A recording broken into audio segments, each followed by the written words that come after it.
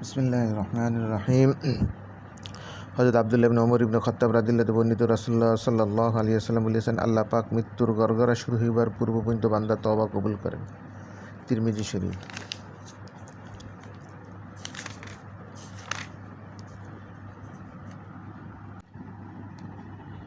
হযরত আবু নুজাইদ ইমরান ইবনে হোসেন রাদিয়াল্লাহু বর্ণিত জুয়াইনা গোত্রের জৈনিক স্ত্রীলোক জিনার দ্বারা গর্ভবতী অবস্থায় রাসূলুল্লাহ সাল্লাল্লাহু আলাইহি ওয়াসাল্লামের খেদমতে হাজির হয়ে বলল, ইয়া রাসূলুল্লাহ, আমি হদ ওয়াজিব হইবার মতো অপরাধ করিয়াছি, সুতরাং আপনি আমার উপর হদ কায়েম করুন। নবী করিম সাল্লাল্লাহু আলাইহি ওয়াসাল্লাম তখন তাহার অভিভাবককে ডাকিয়া বললেন, তাহার সহিত উত্তম আচরণ করিও এবং সন্তান প্রসবে তাহাকে আমার নিকট লইয়া আসিও।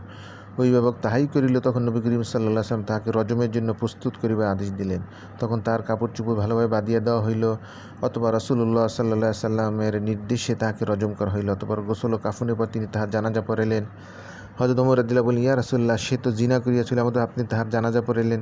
তিনি বললেন, সে এমন বিশুদ্ধ তওবা করিয়াছে যে যদি বা মদিনার ৭০ জন পাপীর মাঝে বন্টন করিয়া দেওয়া হয়, তবে সে সকলের মাগফিরাতের জন্য যথেষ্ট হইয়া যাইবে।